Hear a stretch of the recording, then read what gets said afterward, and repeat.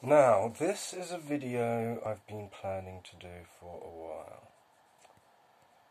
Actually, let me start this as I should.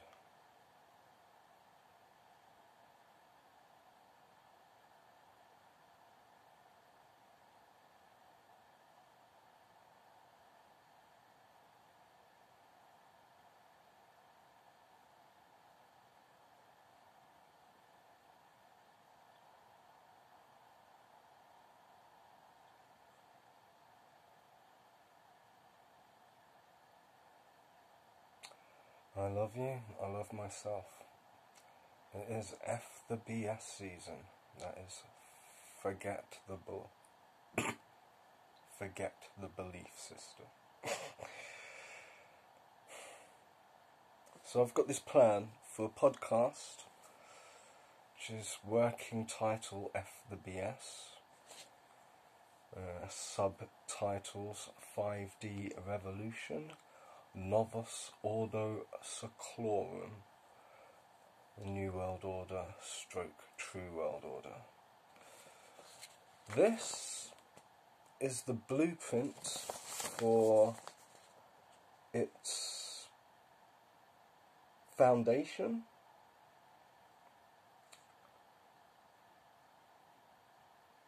And some of the subjects I intend to talk about and interview people on.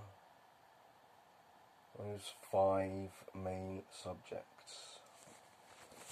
That is electoral reform, therapeutic revolution, a hemp revolution, energy reform, and a spiritual science synthesis revolution. Now, my own political beliefs are gonna inform a lot of the direction that this goes. However, I want it to flow, and whichever directions it heads, I want the direction it heads to be for the benefit of all, and in an altruistic fashion, not an egocentric fashion. So if it turns out that some of my ideas are not for the best, then we'll use other ideas. But I want it to be more than conversation. I want it to be conversations that inspire positive, practical action. But yeah, this is not the first installment of the podcast. This is an introductory one. However, what I'm going to talk about shortly is something I was going to do a video on anyway. It's a political hypothesis, because it is more legitimate than what one might call a conspiracy theory. A lot of people think the word conspiracy means untrue, which is testament to the brainwashing. The word conspiracy actually means, according to the Oxford Dictionary, a secret plan by a group of people to do something harmful or illegal. A conspiracy to do something, such as a conspiracy to overthrow the government, or a conspiracy against someone. The Webster's Dictionary says that conspiracy is basically to conspire, and to conspire is to join in a secret agreement to do an unlawful or wrongful act, or an act which becomes unlawful as a result of the secret agreement. So a conspiracy theory is just a theory that people are planning something in secret. Does not necessarily mean it's untrue. However, what I am about to present is not a conspiracy theory, but a political hypothesis. The question is, and this is an article I wrote a while ago, a few years ago, so it's a little dated, but I will update it. But it's full of references and facts, not theories. Facts. The question I put forward is, are we really governed by self-serving megalomaniacs and tyrants, or is that just a paranoid conspiracy theory? So, I'll read an extract. My spiritual beliefs are each to their own, live and let live. However, compassion cannot stay silent in the shadow of the tyranny of others. This is not a particularly anti-Tory article. I hope that I'm writing for the benefit of all. This is a study of the tyranny and megalomania exhibited by all parties that have been in government in recent years. I have felt inspired to point out clearly and concisely why I believe we are governed by thieves and liars, with references in order to dispel the myth that anyone who opposes the government is a paranoid conspiracy theorist. I will not cite unverifiable theories, I will only cite historical facts, although as I am human, I may deduce certain conclusions based on those facts. I'm stopping this, that's just the introduction to the article. Stopping just to say that I don't intend to talk about conspiracy theories or political hypothesis apart from hypothesis based on solution based, not problem based, like theories on how we can improve both our social settings and our personal settings.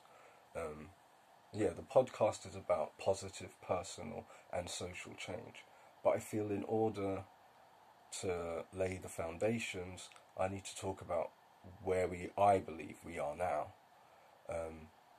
And therefore, in the future, I can refer people back to this video so I don't have to talk about this stuff in the future. So yeah, I'm getting the darkness out this way first, because the podcast is going to be about the light.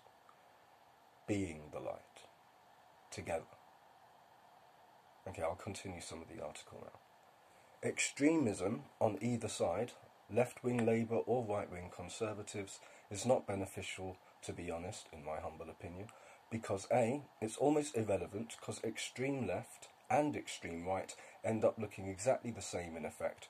Whether fascist or socialist, you end up with a tyrannical government. And B, Labour had been more or less right-wing since the 90s.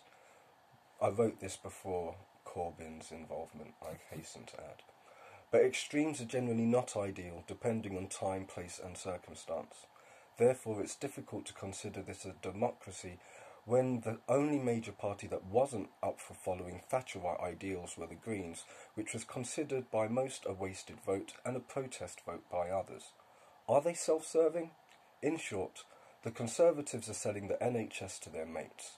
I'm pretty sure it is for personal financial gain, more on that later, with references. Just to balance things out a bit, so this isn't just a Tory bashing, before Tony Blair took his ironic post as Middle East peace envoy, his first job after being Prime Minister was a consultant for the international bank JP Morgan. He was getting over $1 million a year.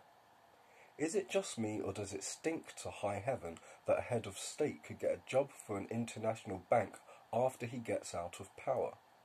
You don't think any of his decisions made in office could be influenced by the words, "We'll make you a millionaire next year"? The whole left-wing, right-wing debate is misleading because the extremes on either side, whether socialist or fascist, are similar in effect. Too much power in the hands of the few, regardless of what got you there. Human rights being taken away has the same results whether they're taken away by the left or the right. And how centre or centre-right the Conservatives are, we cannot tell until they start actually implementing laws.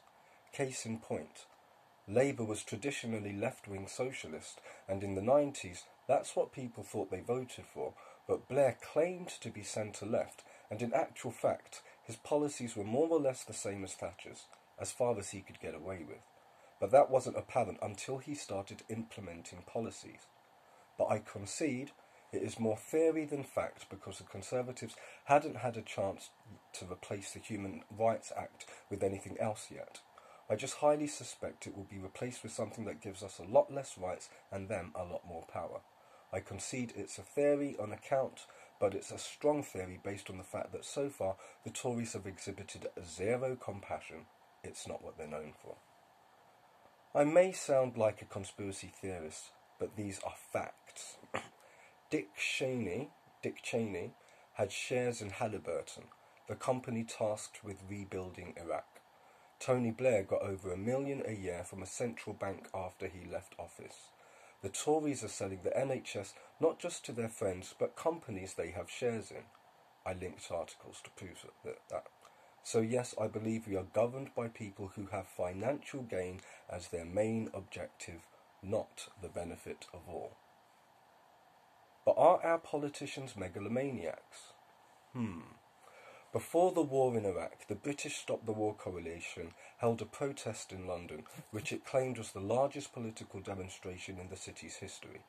Police estimated attendance as well in excess of 750,000 people, and the BBC estimated that at around 1 million attended. At the finish rally in Hyde Park, the organisers announced 3 million attended. It remains probably the largest protest march in UK history. So between 750,000 and 3 million people attended to a protest against the war in Iraq. Then they ignored us all and bombed the out of it. Iraq study estimates war-related deaths at 461,000. About 500,000 people died in Iraq as a result of war-related causes between the US-led invasion in 2003 and mid-2011, an academic study suggests. In a so-called democracy, ignoring the wishes of at least 750,000 of your electorate and then killing 461,000 people based on most likely fabricated evidence of weapons of mass destruction, which he never had because that wasn't on the list of things the US had sold him, is the act of a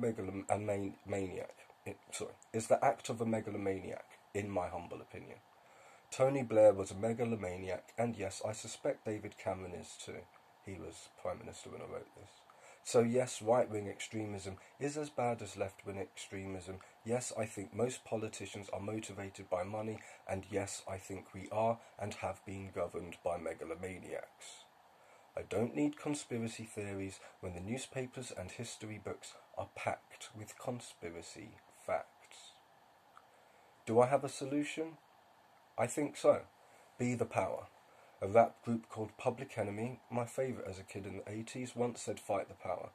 Since then they have been inspired by mutual inspiration, Candice O'Denver, to amend that to be the power. My political views are my own, and none of the above or aforementioned necessarily share my views. What do I mean by be the power? What does it mean to you?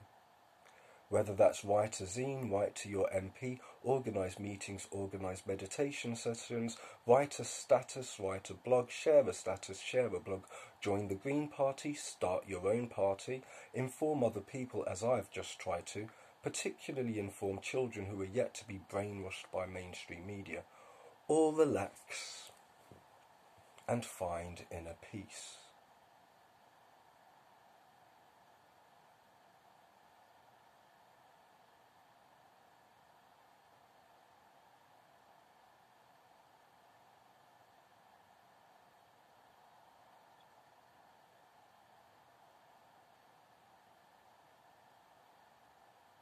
Relax. Find inner peace. Yes. Be the power. But try not to be a megalomaniac or a tyrant. How do you avoid being a megalomaniac or a tyrant? Find inner peace and relax. Get educated in the nature of the mind. I'm still learning. So that's where I think we are. I think we are governed by megalomaniacs and tyrants. So, as a result, I think that we should have electoral reform so that we have proportional representation, so that the megalomaniacs and tyrants have their power diluted amongst the Green Party and other parties that have more of our interests at heart. I believe that we need a revolution in therapy. I believe that shamanic ceremonies and rituals are basically group therapy, and I believe that the work of people like David Nutt should be acknowledged. I believe that we need a hemp revolution. I believe that we can replace the oil industry with hemp and replace plastics with biodegradable plastics instead of plastics that just create pollution, plastics that actually rot. And hemp provides oxygen while it's growing, so it also helps clean the air. I believe we need an energy revolution. I think we are well overdue replacing all non-renewable energies with renewable energies. It's ridiculous that we're still using fossil fuels when we've had ozone layer issues due to the carbon issues, and we've got peak oil en route, and have had